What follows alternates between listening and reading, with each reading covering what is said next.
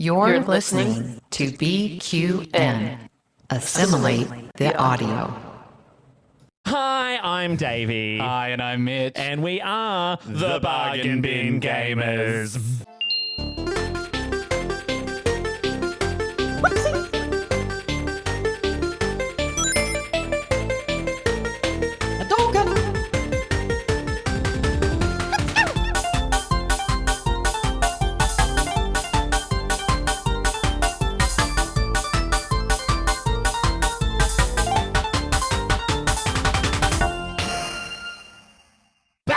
We're back, honey. We are back. Oh, motherfucker, are we back, you... And that is our demonetization, swearing in the first 2 minutes. We're coming to you live from Bulldog Studios. Yes, and this is the podcast and YouTube show where we put the gay in gaming. Sorry. Whilst also looking after your hip pocket and apparently your beer money, because we are fucking drunk. We're not drunk. Okay, all right. liar. Do you think I'm drunk? Just a scooch. I'm just happy to see you. I'm just happy to see you too. Some would say that I'm gay with excitement. Gay with excitement. I am tickled pink. That old thing. I know. I don't know if it's pink anymore, honey. Someone's been... Oh, I know. It's not. It's covered in rashes and lumps. Oh. We missed you all. I know. Just talking about my ears. Anyway, before we begin, we would like to give a big shout out to all of our BQN Podcast Network patrons, especially to this show's associate producers. What are their names, Mitchell? Sam Johnson and May M. Thank you, Sam and May, for just sticking by us through Gracias. thick and thin. And in my case, because I've been on holidays for 4 weeks, mostly thick. And honey... I'm not that thin anymore. I used to be so much skinnier, bro. I know, but he's looking good. He's looking good. Which you can't tell because we're only doing audio for this episode. Because we just couldn't be But fucked. I promise you, he's looking fucking sexy, mate. Shut up, Davey. There's There's another part that you have to do. Oh, yes, that's right. And remember, if you would like to help keep this and other BQM podcasts coming to you every single week, make sure you sign up to be a patron over at patreon.com/BQN. That is correct. Remember how I said he wasn't that drunk? Apparently he is. And for as little as $2 to $5 a month, you get access to early episode releases, exclusive Bargain Bin Gamer Let's Play videos, and Patreon-only podcasts like Davey's Warp Speed Reviews and Amy's Math Moments. We're catching up. The pod's back, everyone. Guys, we're back. Because we're back. Because Davey's back. I feel like this didn't go happens a anywhere. lot. Like, we're busy. And we're like, guess what, everyone? We're back. You should be really happy about Well, that. now we're not busy. Now we're not busy because... why are we not busy anymore? Because you finally got fucking married. I got married, everyone. A fucking fabulous wedding. Can we Yes. just talk about how It good was. my wedding was for a moment? I will say this to the general the general population. Yes. I wasn't much of a wedding person prior to watching my best friend get married. Yeah, I want to get married. That was a fucking good wedding. It was so good. Okay, everyone. Like, if you follow my personal Instagram account, you are probably sick of the wedding post. But guess what? I'm going to be doing it for the rest of my life because the wedding just surpassed all expectations. It was phenomenal. We had the best day. It not only was a fantastic wedding, the weather was perfect, but it pretty much went exactly without a hitch. Yeah. Like there was one exceptionally minor thing that did not happen. Yes. Which was the shot. Yes. Other than that, everything else was literally perfect, which is insane to think about. And just to explain to the listeners what that was about. So Anthony, my husband, and I had asked our celebrant that basically when it was time to do our vows, they were going to bring out 2 shot glasses. One needed to have vodka in it. The other one had to have water in it. We were just going to randomly take one of those shot glasses each. Whoever got the vodka shot had to do their vows first. Correct. That got lost. That message got lost somewhere. And the celebrant, Marry Me Megan Watson, who is amazing, by the way. Shout out. You know, this is not a comment on her at all because she was just the best, our wedding mum. She was. She's like, all right, so who's going to do their vows first? And Anthony's like, the shot? And she's like, what? sorry, what? And I just like, oh my God, I literally split second decision. I'm like, I'm not going to let this carry on. I'll do mine first. Yeah, it was And pretty seamless. away I went with my Greek Angeluthi isi aftos poperimena oliti zoe mu. I know. Period, honey. If you're just tuning in late, you probably think you're listening to some Greek radio station, but that was me reading out in Greek in my vows. To be fair, though, I think it kind of worked out in the wedding's favor that you went first because I think if Anthony had started, it would have been a sob story straight away. I would have been crying even worse. So it kind of worked out well that you went He first. was so cute when he gave his Very vows, cute, though. Oh my God. Like he really needed a moment to compose himself. Very precious. But his vows were beautiful and I was so proud of him. It was very fabulous. I do feel a little bit bad for my fabulous best friend who's sitting across from me from this couch because he was attempting to do his vows and then post the vows. He turns to me after the whole ceremony. He's like, could you have sobbed any louder behind me? Oh my God. Okay. So listeners, I just want to take a moment to acknowledge the fact that my dear best friend here was also an amazing best friend. Oh, thank you. You were an incredible best man, but through the entire ceremony, all I could hear was I was feeling I was very emotional.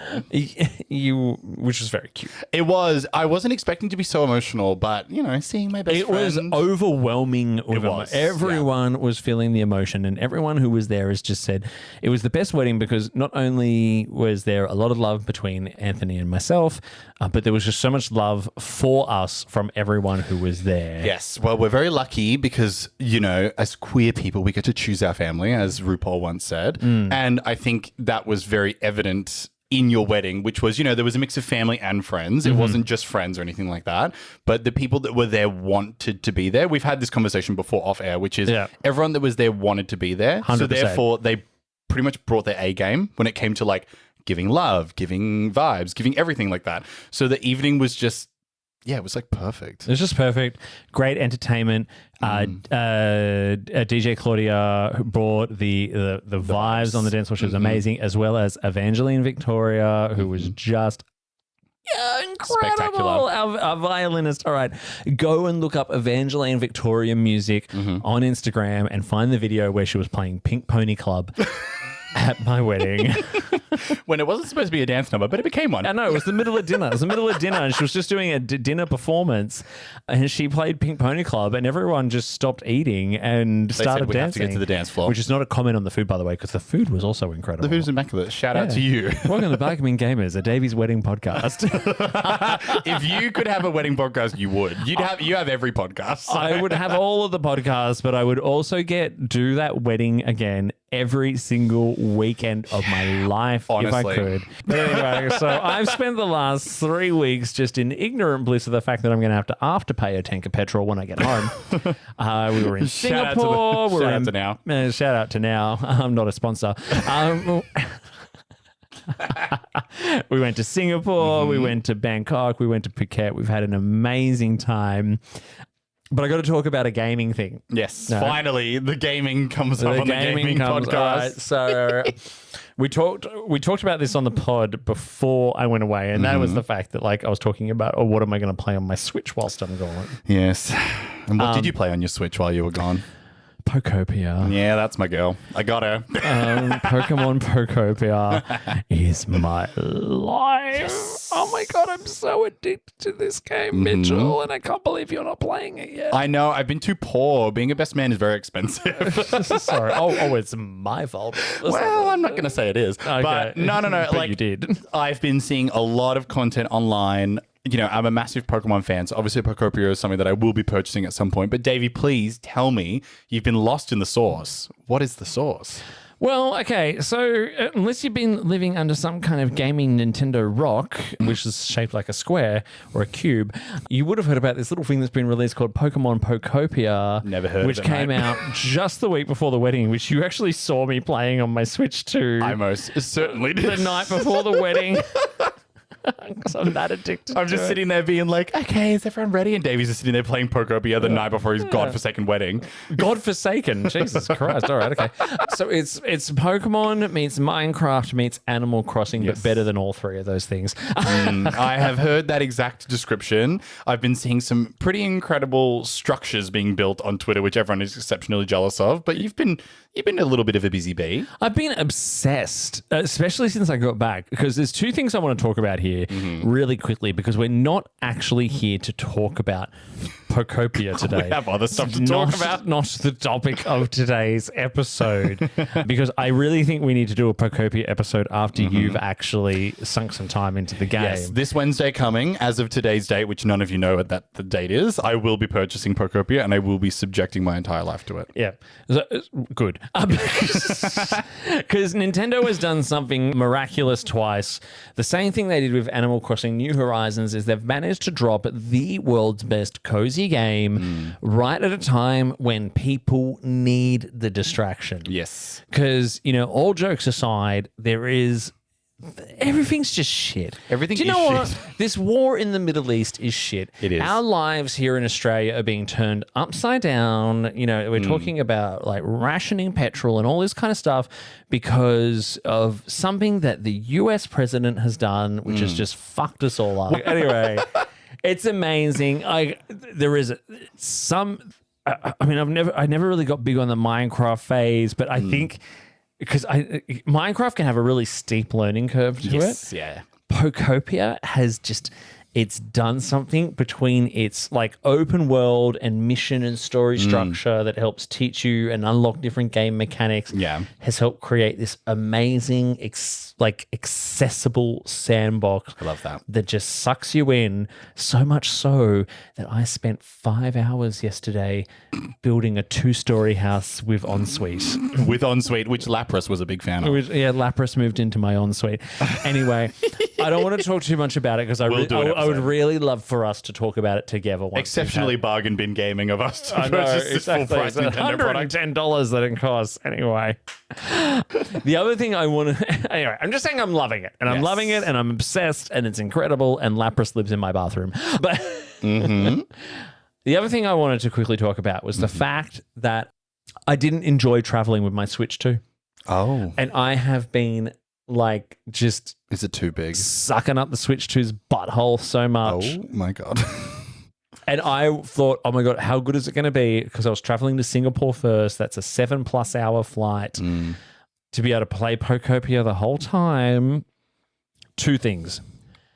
The battery life lasts about an hour. Oh no. Playing Pokopia. Second thing, the charge ports on an aeroplane do not, especially in economy. Don't support USB-C. No, they do. Well, I mean, you can charge, but it doesn't keep it charged whilst you're running. So I would play the game and then have to put it down for an hour so it would charge up enough so I could play it again for a little bit more. Oh my God, that's annoying. Third thing, even though I said only two things, is that power banks are all like you're not supposed to be using them on flights these days. You're not allowed to. So apparently, all the advice I read online was like, oh yeah, use a good power bank and you'll be fine. I'm like, you're not allowed to. Yeah, they say to us at the airport, don't bring them on your carry-on. I think you can take them on, but you're not supposed to use them. Oh, really? Yeah. I just always put it in my luggage. No, you're not supposed to have it in your checked luggage either. No. So anyway, it's no good on a plane. Maybe I think because I've traveled business class before, they've usually got better charging facilities in the business class seats. Maybe it would have worked up there. But yeah, that was really, really disappointing. And then even like poolside and all that kind of stuff, it was too hot.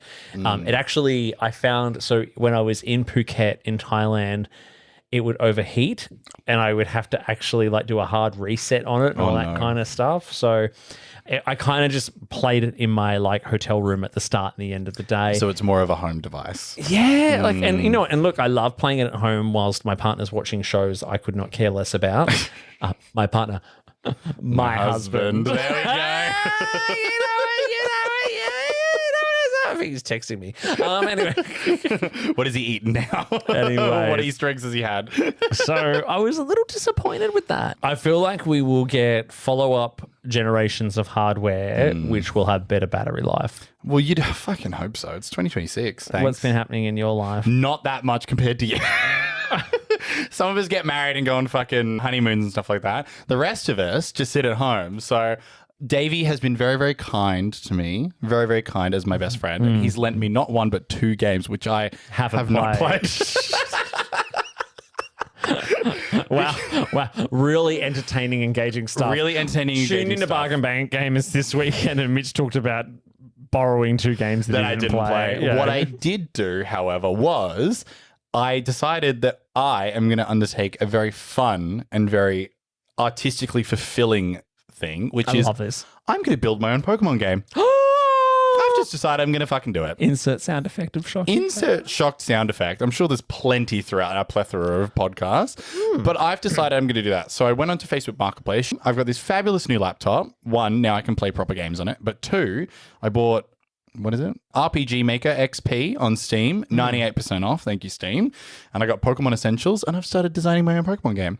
That's fun. It has been very fun, very creative. I've got my iPad, so I've been drawing out my own little Pokemon and everything like that. I've been making my own little gym leaders and stuff like that. I'm going to plan a map soon. Any early kind of, little scoops you can give to the Bargain Bin Gamer? This little scoop? Little scoop? The scoop is I've pretty much planned the whole thing out already on paper. I just have to figure out what can actually be put into practice. I'm going to design the region based on Australia because for some reason we haven't had a Pokemon region for reasons that I do not know. Couldn't tell you. We've got 1 of the UK and we've got 4 in Japan for reasons. And we have 1 in New York, specifically just New York. But apparently Australia, too foreign, even though we basically have real Pokemon here. So I've decided I'm going to plan it around that. Other than that, that's all I'm going to divulge for the moment. Are you going to keep our listeners updated? I would love to. So if anyone is very interested, feel free to comment on this podcast below. Feel free to give me any pointers. On this podcast below. I will be working on it on and off with different points because designing a game is a lot harder than I thought. And it's given me a newfound understanding for our fabulous friends who make their own games with their own teammates. I have no skill in making any audio. So if anyone knows anyone that can make really nice video game soundtracks, feel free to tag them below.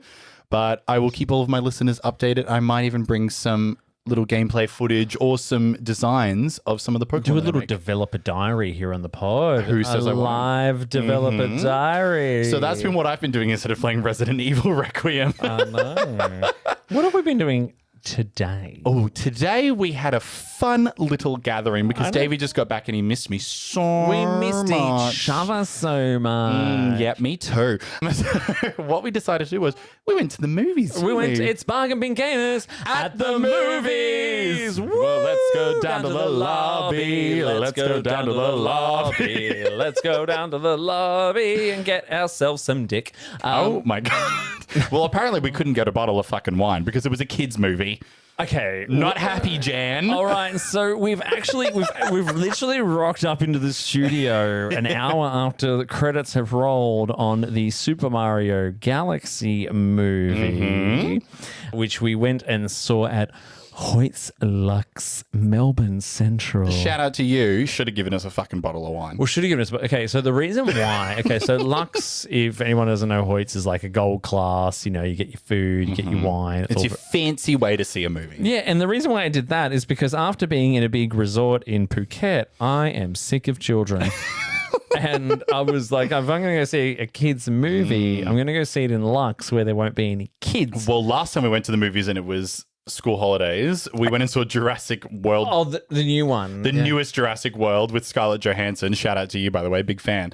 And there was an entire row of, I'm going to say 5-year-olds behind us screaming the entire movie, which was a nightmare. It was. And then there was that one who was just like, I don't want to watch Jurassic Park. It's too scary. I was like, get these fucking kids out of the cinema. I know.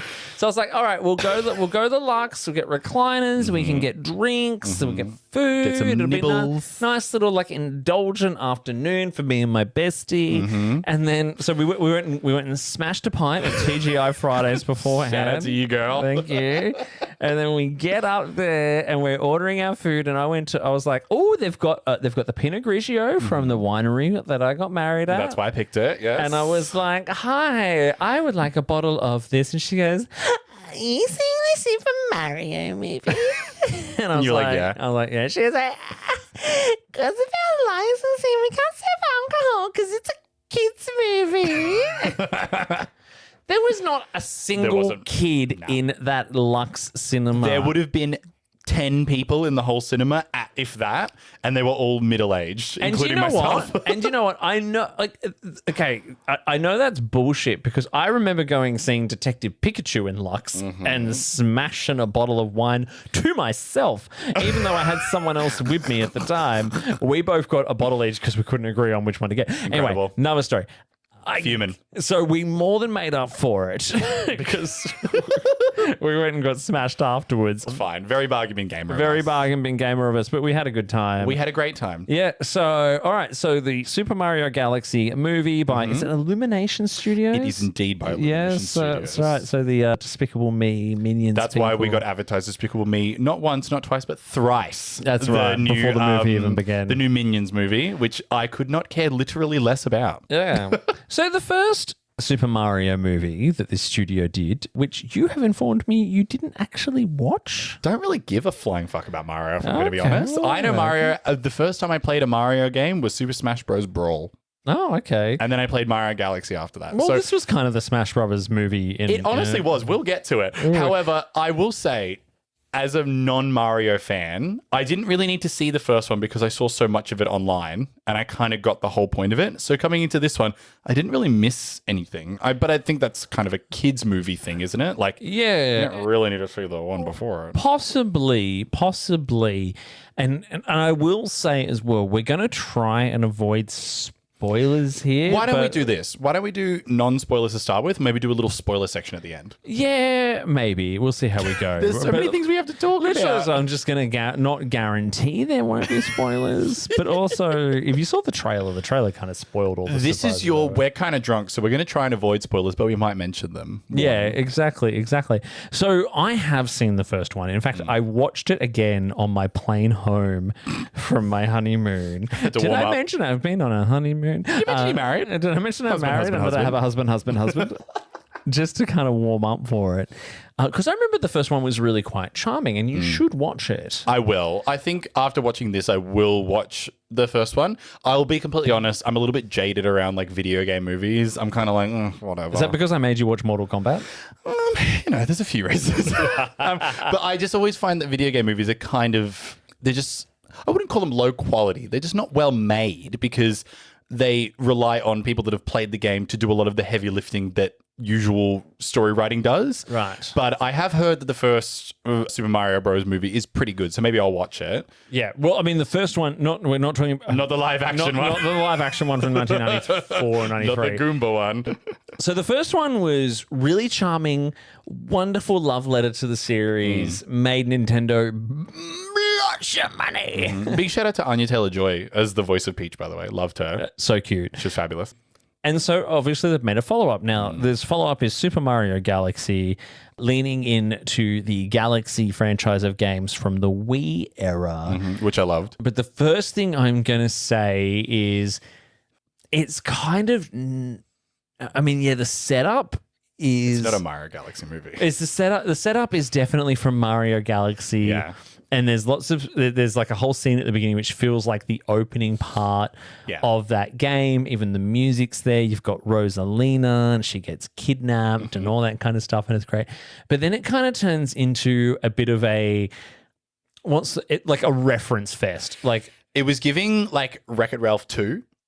Where it was which I have not seen. Oh, well, there you go. It's like, it was kind of like the story was the backdrop to the references. It wasn't quite as bad. I will give it that. But I was hyper aware that I was watching a kids movie, if that is any descriptor. Like, I didn't feel as much in the first one. I've heard that. That's why I brought it up, because I heard the first one was a little bit more, I guess, like palatable to everyone. This was like, wow, I am watching a kids movie. Like, it's literally just like scenes kind of stapled together of wacky stuff happening, and then it kind of just ended, and I was like, oh, I guess that's where it's ending, which was totally passable for a kids movie. But I thought, the Super Mario Bros. Like label would have a little bit more finesse. Well, I mean, we certainly knew we were going into a kids movie after the Hoyt's Lux not lady being given just a like, fucking ball. hi, middle-aged man, and he's I'm not sure how old you are, friend. Like I'm pretty much middle-aged at this point. you cannot have that Pinot Grigio. But anyway, There will be children in there. There shan't be any children in there, actually. the point I wanted to make there though is that it wasn't just about the Mario Galaxy games, right? And this is where I worry about, like, okay, so this film franchise is making lots of money, and this movie has had a massive opening weekend despite mixed critical reception. I did hear that. Don't know why. But this movie was also a blend of pretty much everything Mario And more. from Mario Galaxy up until the modern day. Yeah. Okay, there was some references, a few references to Sunshine in there. There was a lot of references to Odyssey in there. There was Obviously Galaxy in 2. and obviously Galaxy. You know, with Rosalina being the one who's been kidnapped, and then there was even references to like Super Mario Wonder. And then there was Nintendo references galore across the board. Which is making me a tiny bit worried about the future of the franchise, if I'm going to be honest. Well, because you kind of lent into me halfway through the movie and you went like, Smash Brothers movie when? Yeah, well, so a slight spoiler, I don't know. No, it's in the trailer. It's okay, fine. if it's in the trailer, I don't give a fuck. So the reason that I said that is because you've literally just listed the exact reason that I thought that, which is it's from Mario Galaxy up until current. So if they're going to make another Super Mario movie, of what? You're right. They've just sprinkled in a couple little Smash Bros. Characters into here because I think they'll inevitably want to make a Smash Bros. Movie. Or at least pivot to some of these characters because they put some big names behind some of the voices of these characters.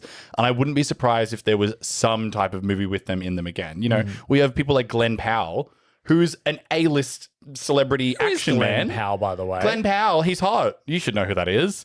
I went and saw him in the Oh, he was so Glenn Powell, for example, played Star Fox. Fox McCloud. Who? Okay, can I just have a quick side note? By the way, He was in Anyone But You with Sydney was also Sweeney, and he was in the new Twisters movie. He was in The Running Man. Running Man. First of all, this is my He first was side in note. Spy Kids 3. Was he really? Yeah. Love that. Top Gun Maverick. He was in The Running Man. I highly recommend watching it. He's naked for a good period of the movie and he's very hot. The second thing I was not a fan of, by the way, they made Star Fox way too sexy in this movie. I was not happy with it. I was like, I know all my furry friends are going to be obsessed with this godforsaken movie because of Star Fox, because he was like hot and cool. Yeah. No, naughty, naughty, naughty. So we had Star Fox. Great. He was cool. We had a quick little cameo from another Smash Bros. Person who I don't know if he was in the trailer or not. Mr. Game & Watch. Was he in the trailer? Probably. But it's Well, okay. spoiler just if not, he pops up and I was like, oh, okay, so we're just doing Smash Bros. Now. Like it was... I mean, I laughed when that happened. I laugh too, but Yeah. it's, to me, they're laying the groundwork. Peach does her side B. She does her dress attack yeah. in the actual Which movie. is a joke you only get if you're us, by the Yeah, way. But she like- did her like butt bash thing. So I was like, okay, cool. I see what's happening. I don't mind it. The only thing is, how do you make Smash Bros into a movie unless you're doing like maybe Brawl where they do like Is that what this subspe- is? Is this leading? Is this trying to open up the Nintendo Cinematic Universe? I think the NCD. Because when the lines came on, you're like end credits scene. I was like, is it going to be a post credits? But I think there's nowhere to go but that. So I think they're testing the waters with some of these more popular characters to be like, so do you guys like Star Fox?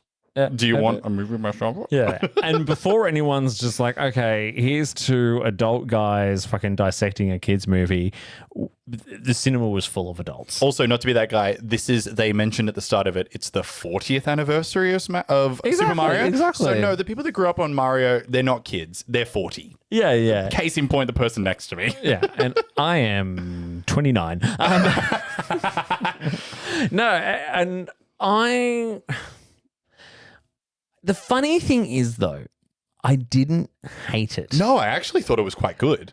I switched my brain off for a little bit, and even though it was nowhere near as like cohesive and charming as the first one, it was still just a bit of fun, filled with references. It was like, oh, this is like referencing something that I remember playing this particular Mario level, and there's lots of like little musical grabs of like different Like there was even some music from Super Mario 64. There's like a bit where it's like the music that plays when you're going to defeat Bowser in Super Mario 64, and it's oh so subtle. It's oh so subtle, but it's there. It's just that unlike its predecessor, there's just this lack of like a cohesive story and characters to really give a shit about. And one of my most major gripes with it is that Mario and Luigi themselves were almost superfluous to the whole Good word. thing. I do agree. Do you know what I mean? Like, it's just like, okay, so you will understand when you go and see it, and do go and see it because definitely. it's a fun time in the cinema. But I just felt like Mario and Luigi could have just not been in it. Well- they didn't do much. In fact, Chris Pratt, he probably spent like half a day in the voice box recording the lines for Mario. They barely said anything. Yeah, it was kind of, this was like more of a Peach movie, realistically. This was more about Peach as a character, which I'm totally happy with. Learning about where she came from. Learning about where she came from, a little bit of like her backstory, XYZ, blah, blah, blah, blah. It was very, like, it wasn't like feminist. Like, I'm air quoting at the moment. It wasn't like, wow, how cool is she? She was just very capable as a character, which I was a big fan of.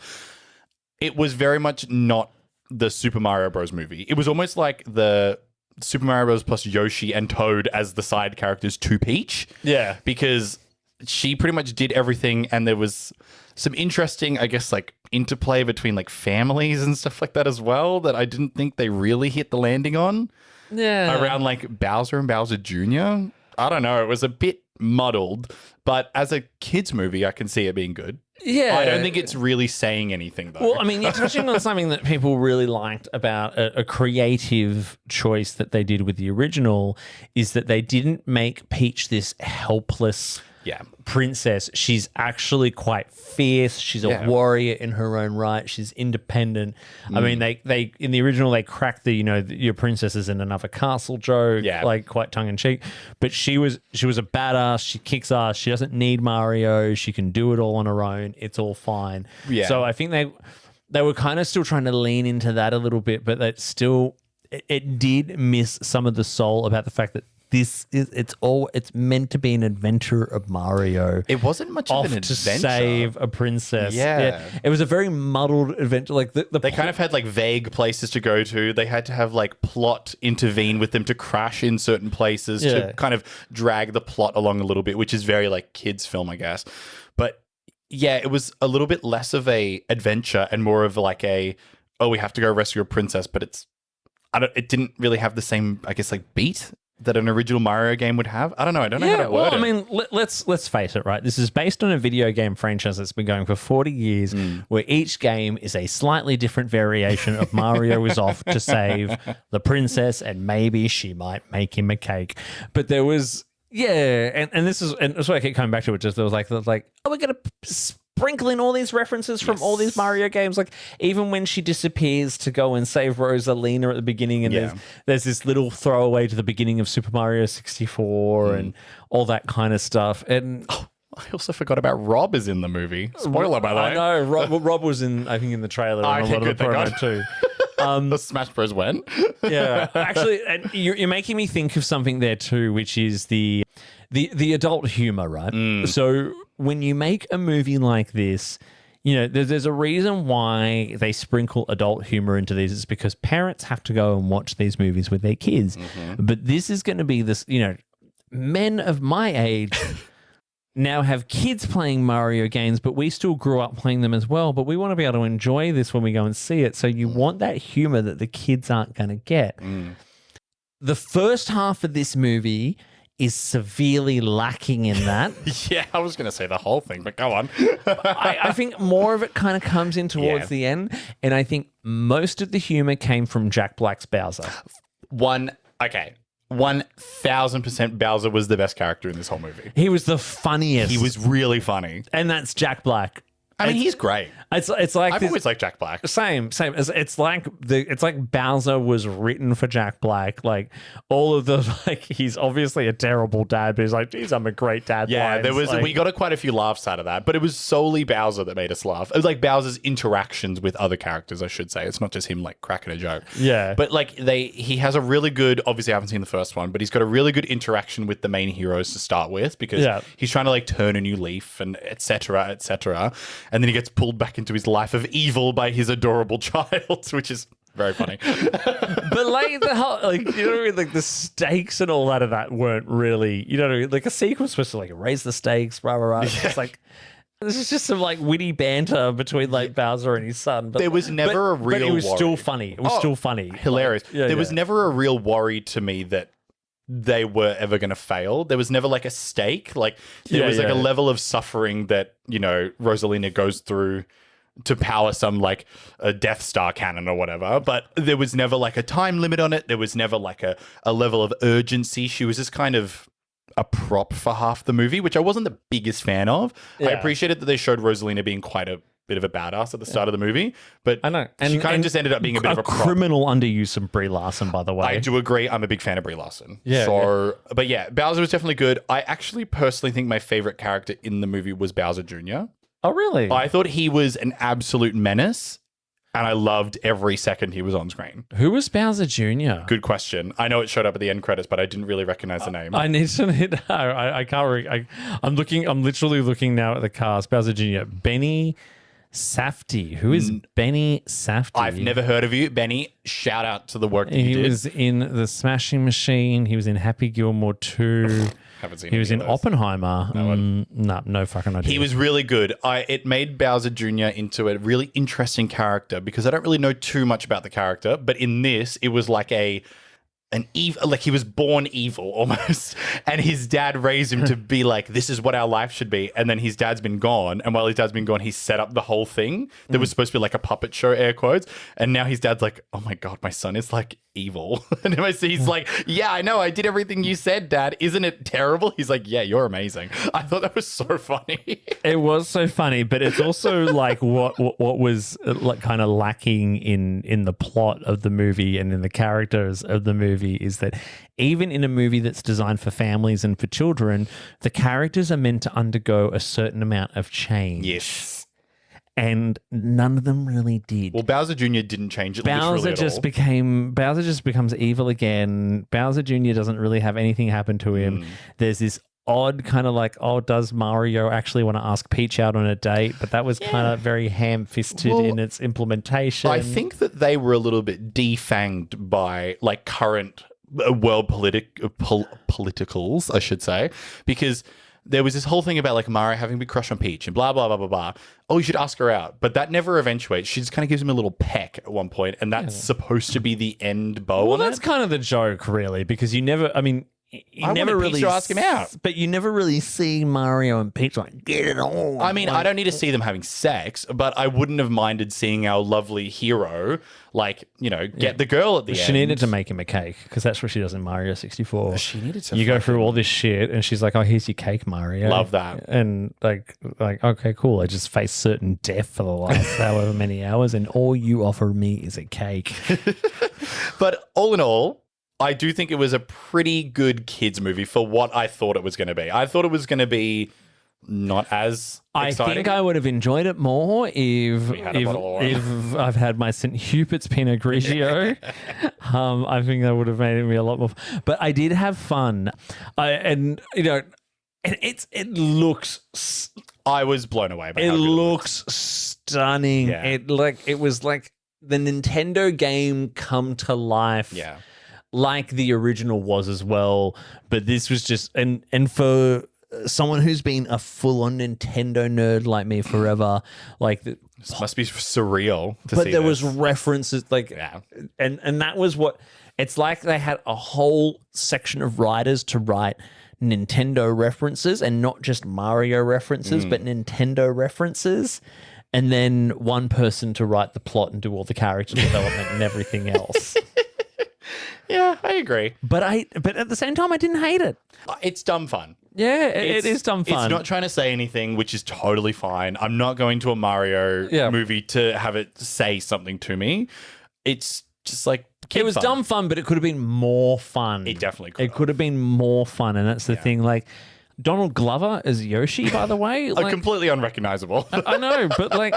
I mean, Yoshi was cute, but I felt like, again, I didn't care as much about Yoshi as I felt like I should have. He was introduced in such an odd way. So the movie kind of begins and Yoshi becomes a part of like the gang. Yeah. And it kind of just happens. Like Yeah. it just, oh, we found you. Okay, you're part of us now. Like there's no, I think that makes Yoshi less of a character because you have less to interact with him in a way, like less reason to care is what I'm trying to say. Like he has some funny moments. He has some funny moments, and his little backstory that you get at the start is quite funny. Yeah. But he just happens upon them, and they're like, "Oh, I guess we're like best friends." And he basically becomes like a Pokemon. Yeah, like he's less of a character, more of like a toy or like a pet. Yeah, which I don't think really does the character much justice, but whatever. Yeah, and also shout out to if this is a spoiler, my apologies. Cover your ears. Trans icon Birdo, who shows up in the movie. Very briefly, but she's there. She's there. I thought that, Keegan-Michael Key as Toad was a highlight of the first film for me, underused in this one. He was barely there in this one. Yeah, and also, where was Donkey Kong? Yeah, we saw like a very quick snippet of him Donkey in the Kong background. the Kongs were a massive part of the first movie. Oh, really? Yeah. Not to be seen in this movie. There was one extremely quick... The scale and Thank you very much. Google. Davey's phone decided he wanted to be a part of the pod. Shout out to you, Davey's phone. He was in like one very quick pass away, like he was like swinging from some scaffolding. I think Yoshi's like backstory. But he was a big part of the first movie. That's so weird. Why didn't they bring him back? Yeah, but like the whole Kong clan were. They made a couple references to him in the movie as well. Yeah. Really odd that was something they decided like, no, we're not going to do. We're going to smash all this other stuff in, including Pikmin and Star Fox. Mind you, the Smash Bros. Win. The Star Fox section was very, very funny. But like, his little anime backstory, big fan. Yeah. That was, but then like, but we're not going to include Donkey Kong. So, oh well, whatever. Anyway, I just got a text from my husband that said, I have Goss in capital letters. So that's a reason to wrap up the pod. If not, I thought one, but hey. My final thoughts is the Super Mario Galaxy movie.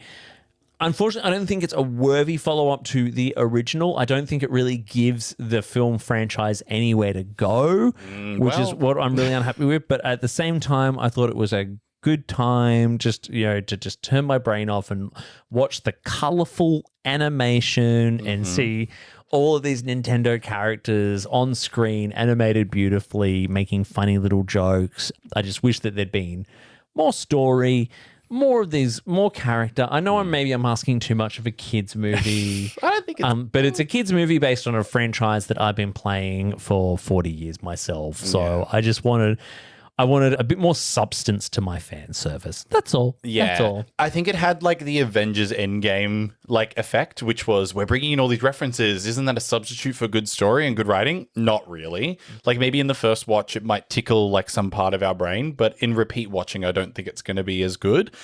You've got 40 years of storyline to draw from, and this is what you could pull. I think that's maybe a little bit shallow for such a big franchise. I still thought it was really good. I mean, it's a kids' movie, so people are going to be like, oh, it's just a kids' movie. But, Give me my Pinot Grigio! Mate, give us a fucking Pinot Grigio. When I was a kid, I was watching Prince of Egypt, all right? And that had something to say. There can be miracles when you believe. Sorry, God.